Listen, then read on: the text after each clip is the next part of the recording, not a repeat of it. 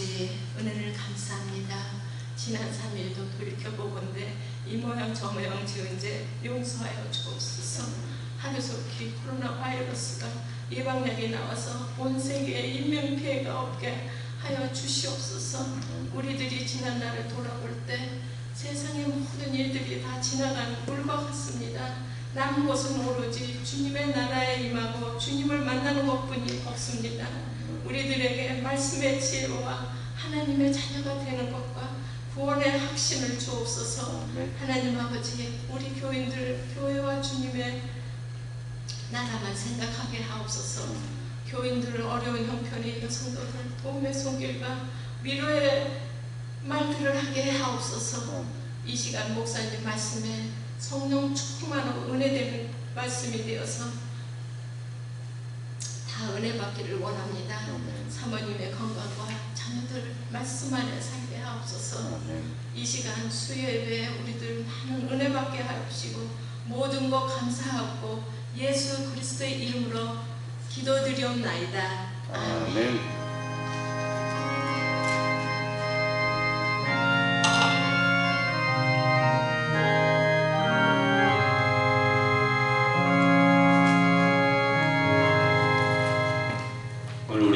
하나님의 말씀 두 군데, 요한복음 20장 31절 그리고 1장 1절부터 4절 두 군데를 같이 읽겠습니다.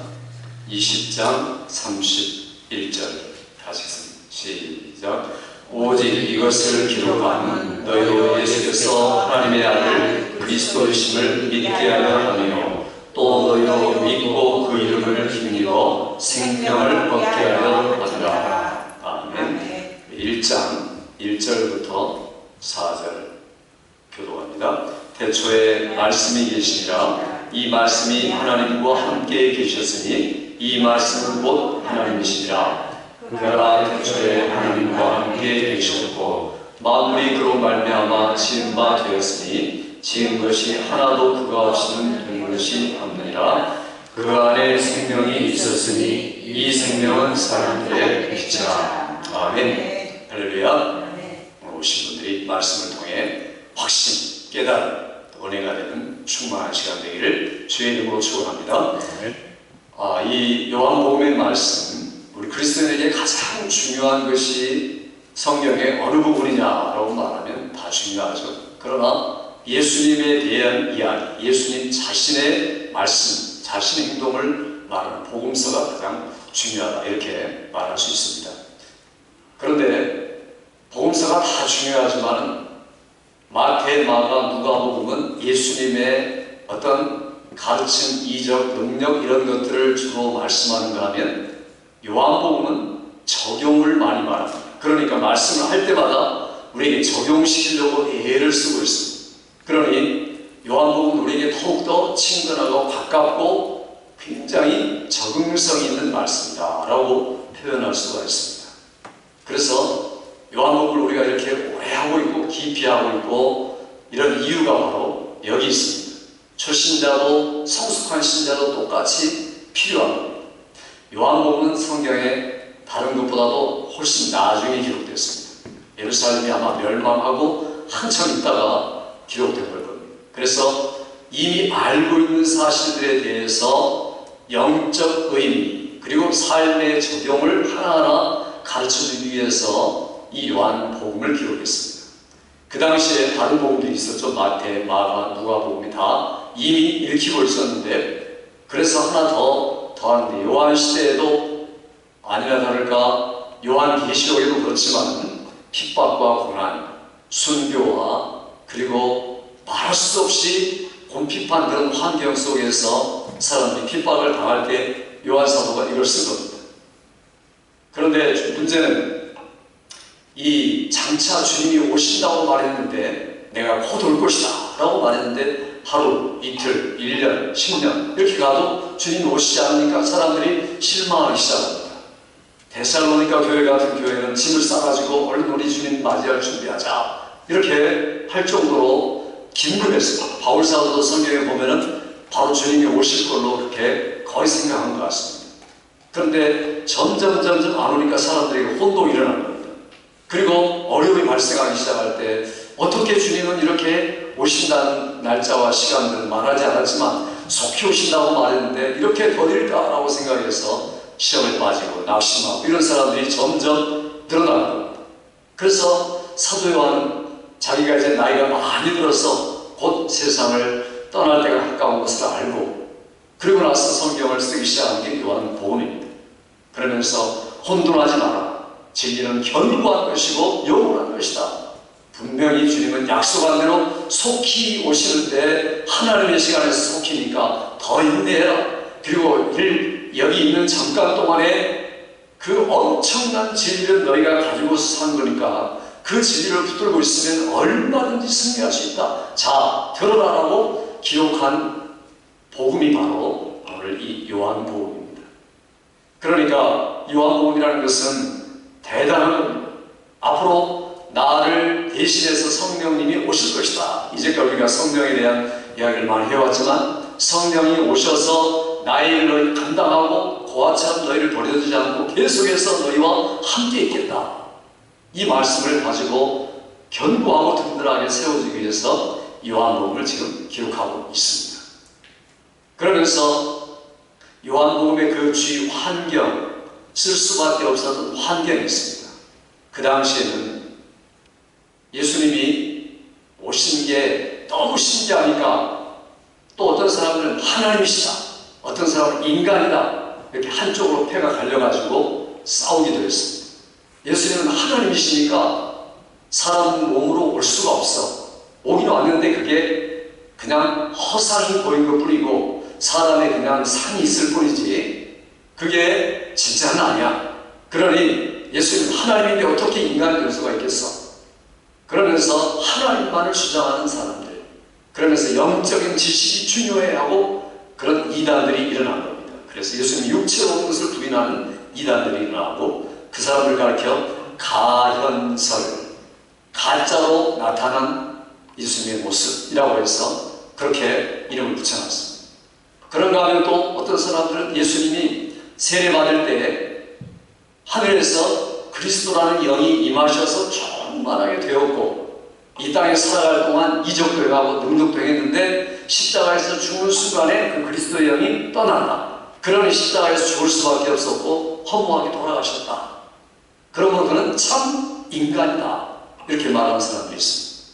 그렇게 이 두 가지가 특별히 지금 두 번째 말한 나중 내용은 요즘의 사람들이 예수님은 인간이지 어떻게 신이 될 수 있어 라고 말하면 이게 인텔리하고 엘리트고 똑똑하고 지혜롭고 과학적인 사람처럼 그렇게 인정을 받습니다.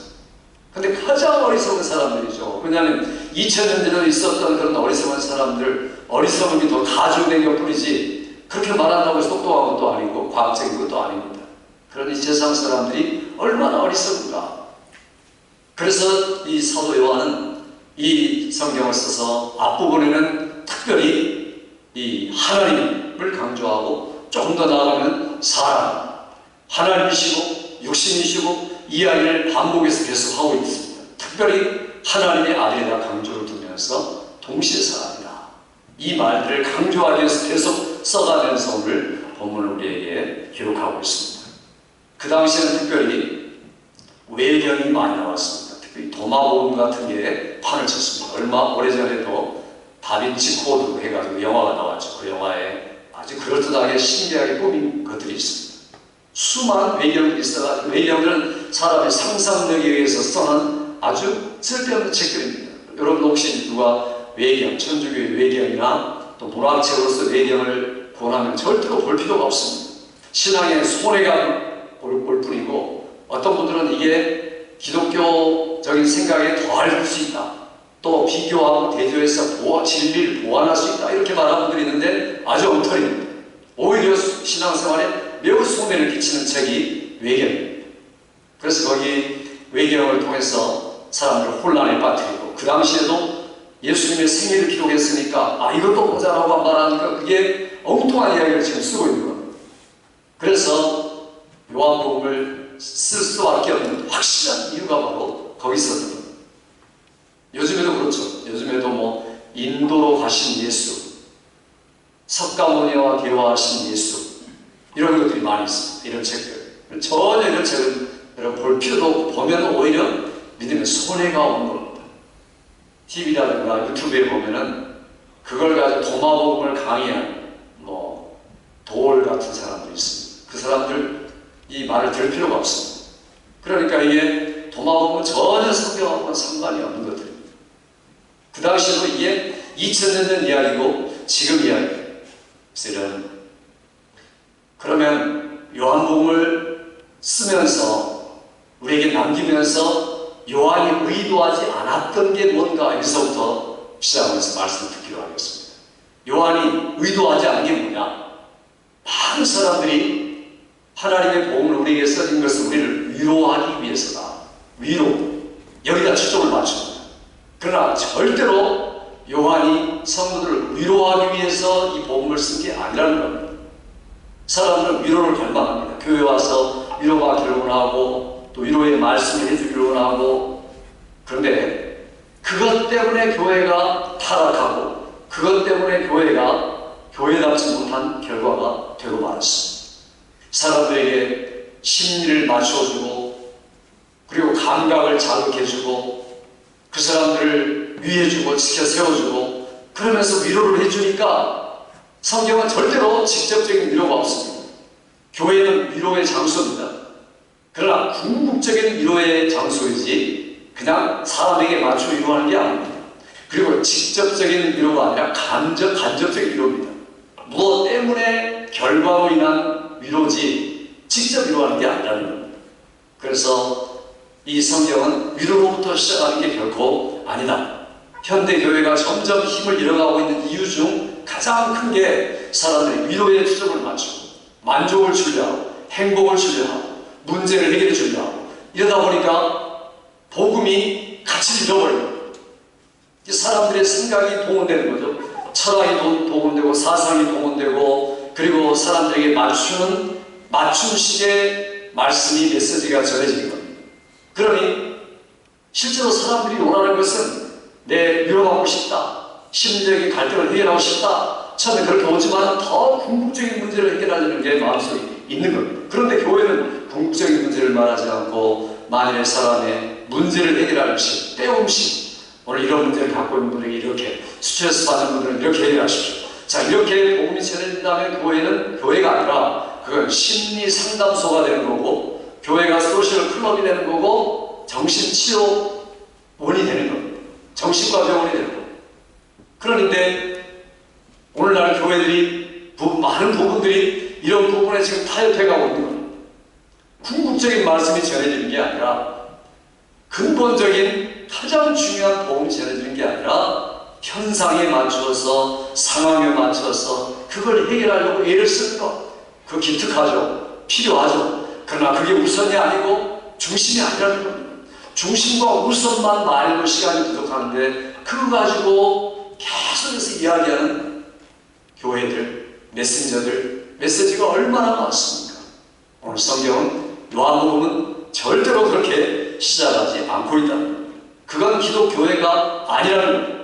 교회는 그렇게 위로하는 것이 아니라 군대의 양상, 깃발을 든 한데 군대의 깃발을 날리는 그런 곳이고, 하나님의 강력한 군사들을 하나님답게 예수님답게 만드는 곳이지 그렇게 사람들을 약하게 내버려 두는 곳이 아니라는 겁니다.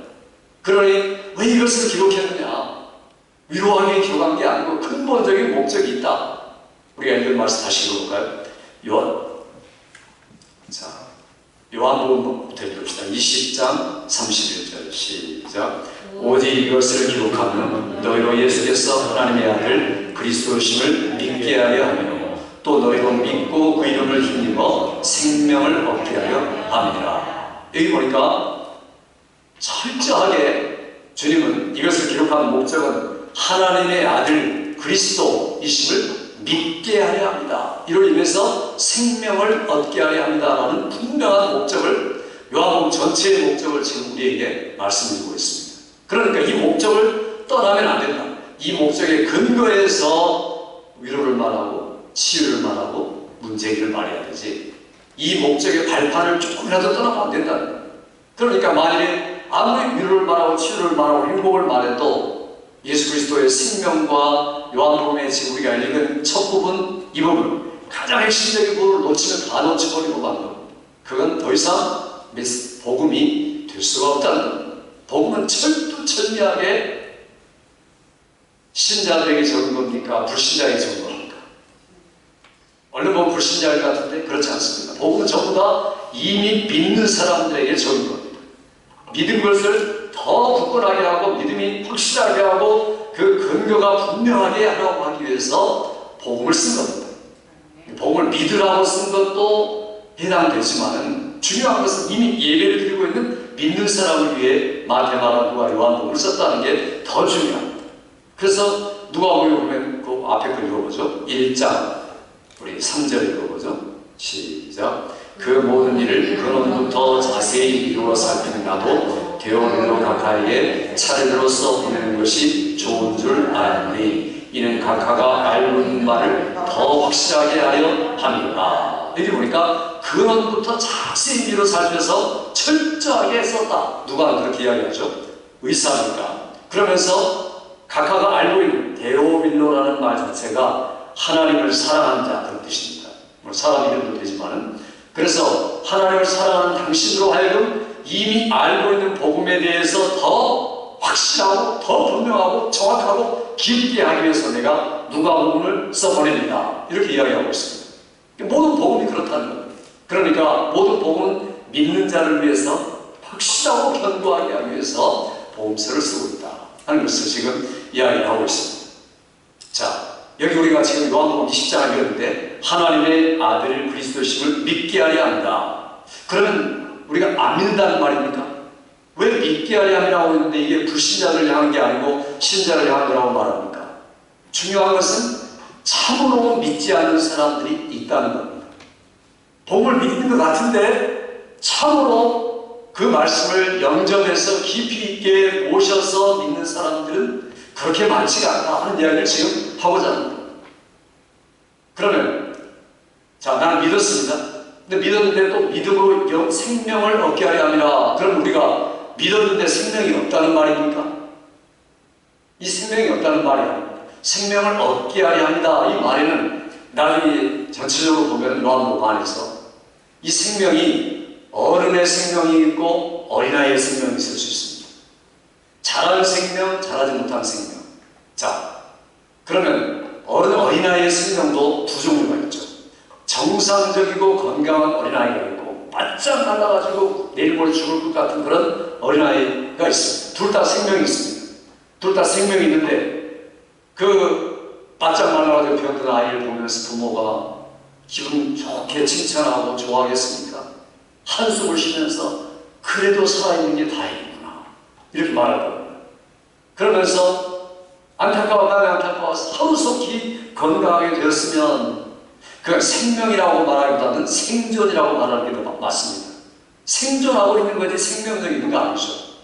마치 요한복음 시대에 그리스도인들 교인이라고 말하는 사람들도 참으로 믿고 참으로 풍성한 생명이 있는 게 아니라 생존하는 그 바짝 마른 어린아이와 같은 생명을 가진 사람들이 있었다는 겁니다. 그러니까 그런 사람들을 향해서 지금 하고 있는 말입니다.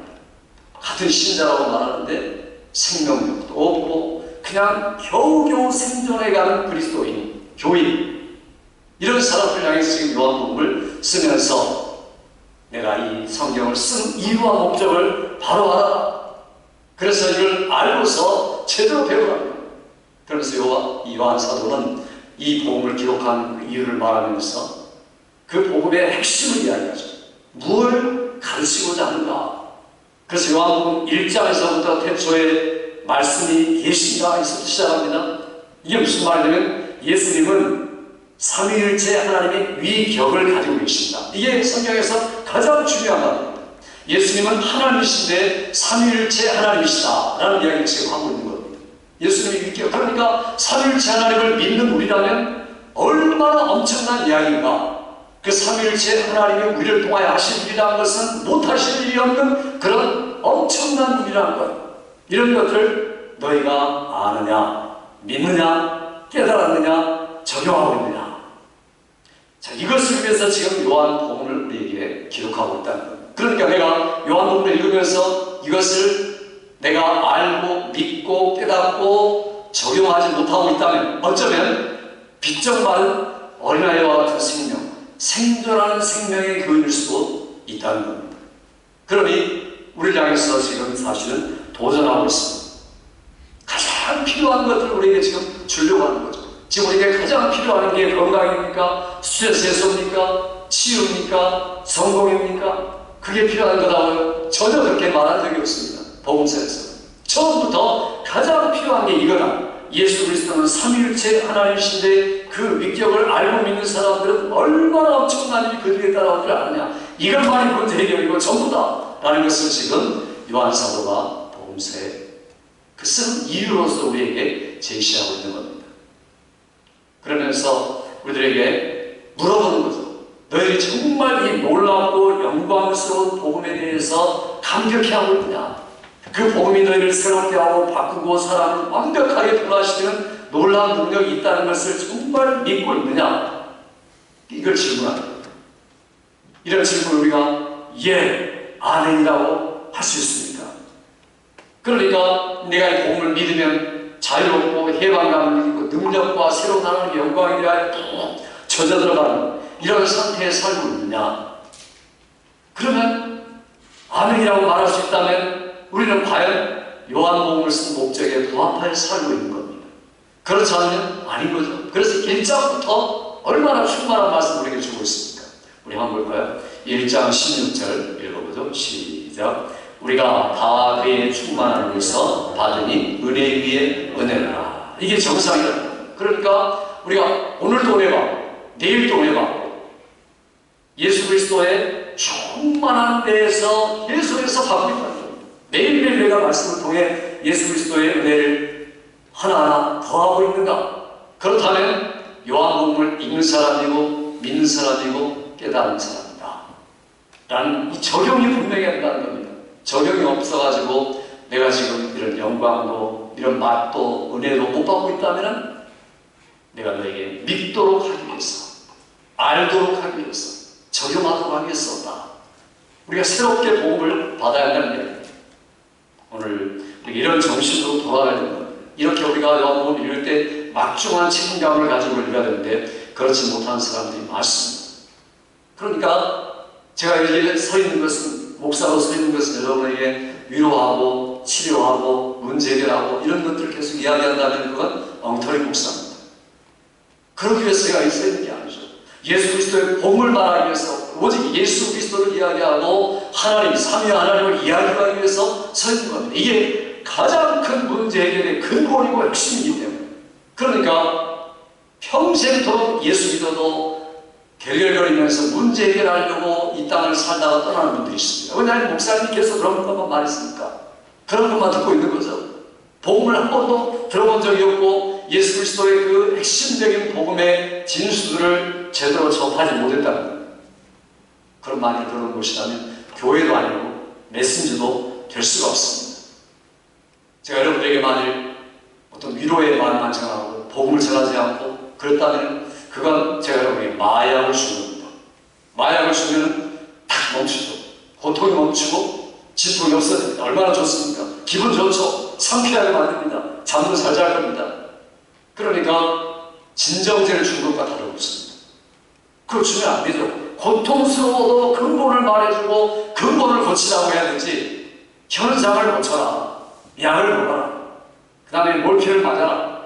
이렇게 메시지를 전한다면 그건 심리학적인 사기 행각입니다. 절대로 메시지가 될 수가 없습니다.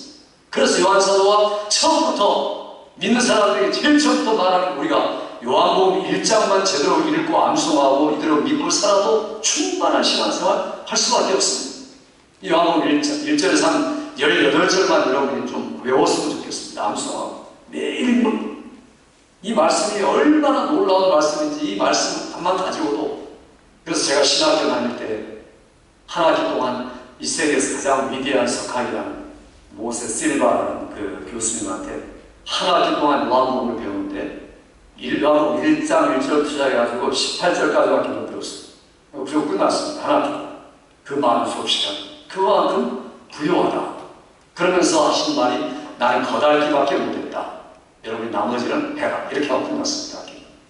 이게 그렇게 위대한 신학자들도 그렇게 말할 정도지만 더 중요한 것은 이 요한복음 1장 한 절을 읽으면서 우리가 지금 20장의 목적이 1장부터 내가 너희 이렇게 목적을 가지고 너를 가르치고 시작한다 라고 이야기합니다. 그러니까 모든 문제 해결이 뭡니까? 태초에 말씀이 계시다가 문제 해결이라는 겁니다. 그러니까 이 말씀을 정말 믿고 깨달으면 그 문제의 진정한 해결, 그리고 불면증을 치료하는 비결, 스트레스를 극복하는 비결, 병을 고치게 하는 비결이 모두 어디 있느냐? 태초에 말씀이 계시니라 여기 있다는 겁니다. 이 말씀이 하나님과 함께 계셨으니 그 말씀이 곧 하나님이시니라. 자, 이 말씀을 우리가 제대로 믿고 그리고 그 말씀을 우리가 복음의 그런 가장 중요한 것으로 받아들인다면 그게 바로 모든 것의 모든 것이 될 수 있다. 믿습니까 여러분? 그러니까 우리가 얼마만큼 복음을 믿고 있느냐 하는 것들을 내가 점검할 필요가 있습니다. 왜 내가 교회에 오는가? 왜 내가 말씀을 들어오는가? 왜 내가 여기에 앉아있는가? 그분이 누구신가? 삼위일체 하나님이신데 그분이 바로 요한사도가 소개하는 것처럼 1절에 소개하고 2절에 소개하고 3절에 소개하는 말씀 우리가 감당할 수 없을 말씀이다. 우리가 잘 암송하는 구절이죠. 다시 한번 읽어볼까요? 다시 한번 우리 1절 2절 읽어보죠. 시작. 태초에 말씀이 계시니라. 이 말씀이 하나님과 함께 계셨으니 이 말씀은 곧 하나님이시니라. 자, 여기 이렇게 지금 말씀하시면서 거기서 끝나는 게 아니라 계속되는 거죠. 그 말씀이 하나님과 함께 계셨으니 이렇게 말합니다. 그러면서 조금 더 나아가면 자, 이런 엄청난 분을 영접하는 자에게 하나님의 자녀가 되는 권세를 주셨다. 하나님과 같이 되는 그런 권세를 앞으로 가능성을 가지고 주셨다. 이렇게 이야기합니다. 감당할 수 없는 말들이죠. 자, 이런 말씀을 통해서 지금 우리에게 주고자 하는 게 뭡니까? 내가 지금 믿고 있는가? 알고 있는가? 행동하는 것이 일치를 이루고 있느냐? 지식은 항상 실천과 함께 가야 됩니다. 안다는 것은 행하는 것과 같이 가야 됩니다. 저를 비롯해서 그러지 못할 때가 많죠. 아는 것은 많은데 행하지 못할 때가 많습니다. 지식은 더 많은데 실천은 따라오지 못할 때가 많습니다. 그러니까 뭔가 지금 잘못된 거죠. 복음이 제대로 충만하게 박히지 않은 겁니다. 자, 이런 면에서 우리가 성경을 제대로 보도록 하기 위해서 사도 요한이 이 성경을 지금 기록하고 있다. 너희가 하나님의 아들 그리스도이심을 아는데 그치지 말고 삶으로 그분이 그리스도라는 증거를 보여주거라 라고 지금 사도 요한이 우리에게 말하면서 이 글을 쓰고 있는 이유를 설명하고 있는 겁니다. 그러니까 내가 요한복음 1장을 알고 있느냐? 그런 아는 것이 삶으로 드러나야 되지 않겠느냐 라고 지금 우리를 향해서 요청을 하고 있는 말씀이 바로 이 말씀입니다. 만약 우리가 이런 말씀 그렇게 우리가 살 수가 없어 그렇게 말하고 실제 우리는 그런 일이 강하지 않아 라고 말한다면 그건 악한 동무, 악한 친구. 고린도전서 15장에 보니까 악한 친구는 선한 행실을 더럽히나 이렇게 말하는데 악한 동무가 누굽니까? 부활을 믿지 않는 사람들. 그래서 하나님의 능력은 죽은 자로 살린다는 부활을 믿지 않는 사람들이 악한 동무들이다. 그들은 선한 부활을 믿고 있는 사람들의 행실을 더럽혀가는 사람이다. 사귀지도 말라 그런 말입니다. 그러니까 하나님을 알고 행하는 것을 동시에 말하고 있는 게 지금 부활로서 요한복음 15장을 설명을 하고 있는 겁니다. 우리는 이 교리라는 것에 대해서 정확히 지금 제가 말하고자 하는 것은 교리입니다. 하나의 신학이라고 말할 수 있죠. 신학을 설명하는 신학이 뭐냐? 신학은 신학교 가서 배우는 게 신학이 아니고 신학이란 하나님을 향해서 내가 살아가는 것 그것이 바로 신학입니다. 하나님을 대면해서 내가 계속해서 살아가는 모습. 이번 주에 제가 신문에 쓴 그 신학의 정수라는 책에 보면은 이제 신문에 나올 때 여러분이 꼭 읽어보시기 바랍니다. 신학이 뭔가 모든 성도들은 신학자이어야 된다. 모든 성도들은 교리에 대해서 확실해야 된다. 그걸 말하고자 하는 겁니다. 왜냐하면 이건 특별한 사람에게 해당되는 게 아닙니다. 그러니까 요한복음 1장은 신학이요, 교리요, 삶이다 하는 것을 우리에게 지금 말씀해주고 있는 겁니다.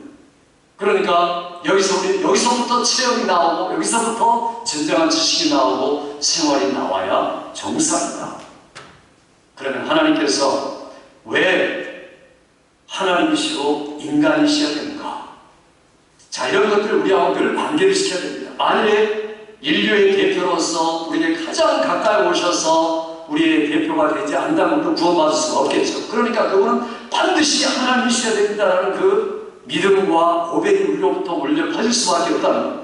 그게 바로 하나님이라는 그 교리에 대한 우리에게 이 교리를 써서 주신 목적, 이유입니다.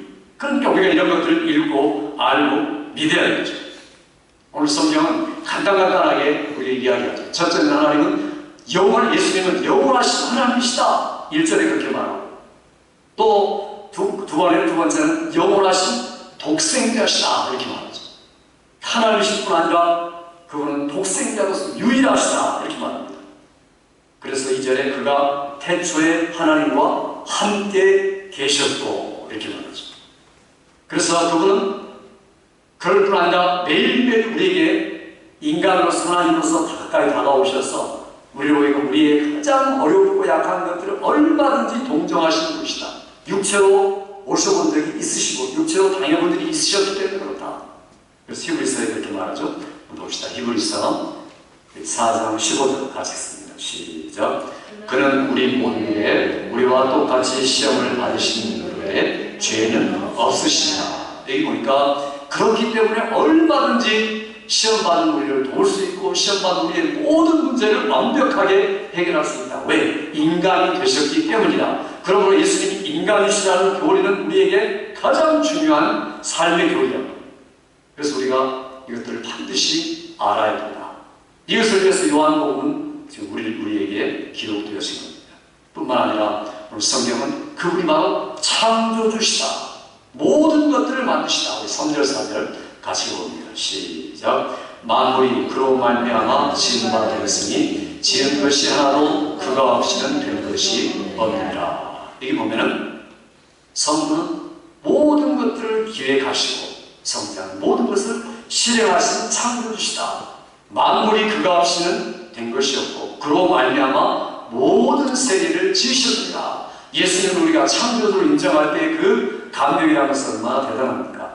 그냥 이 땅에 오신 분, 베들레헴에 오신 분, 하나님의 아들, 그게 아니라 창조주라고 우리가 생각하고 믿고 의지하고 신뢰할 때 오늘도 얼마든지 하나님이시면서 살아계신 그분이 나를 창조할 수 있고 모든 것들을 또 재창조할 수 있다. 자, 이런 믿음이 실제 삶 속에 능력이 되는 거예요. 자, 히브리서는 뭐라고 말합니까?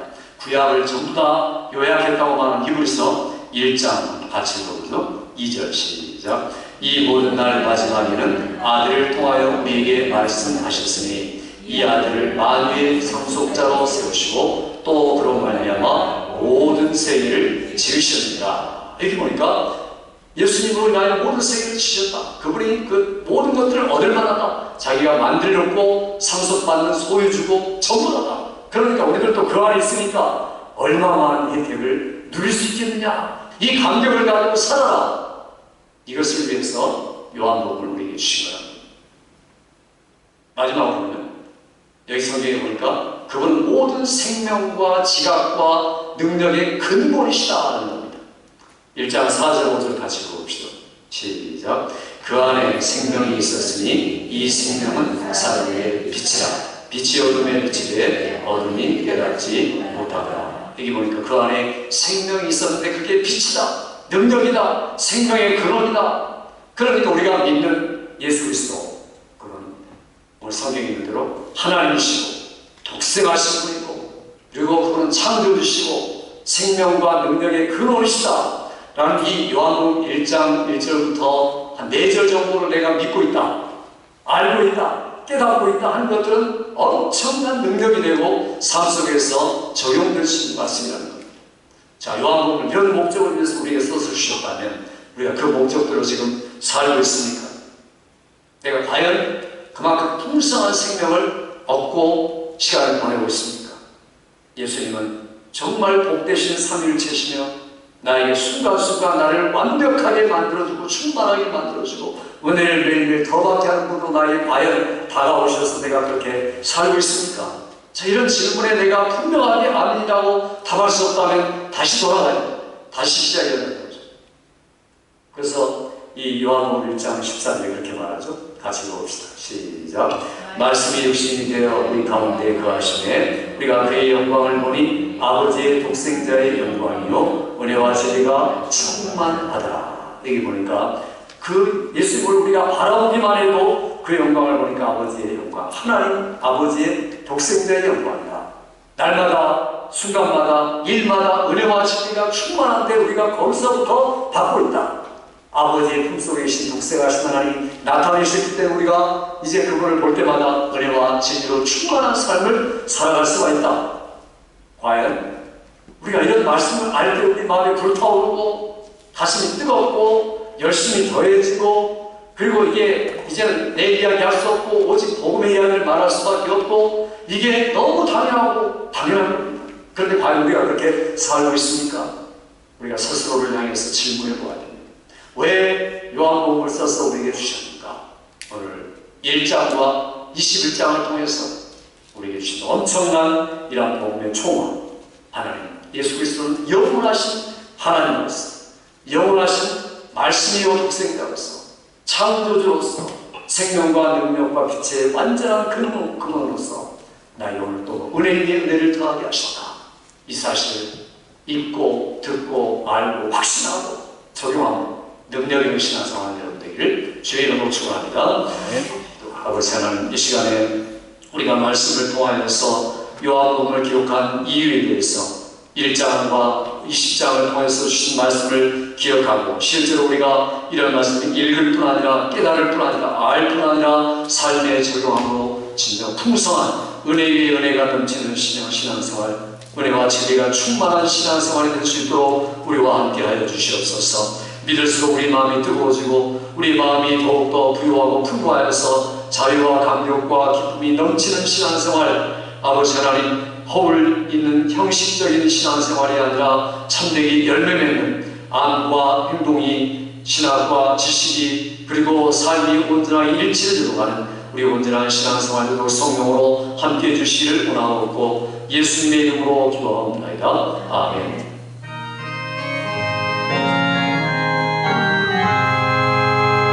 예수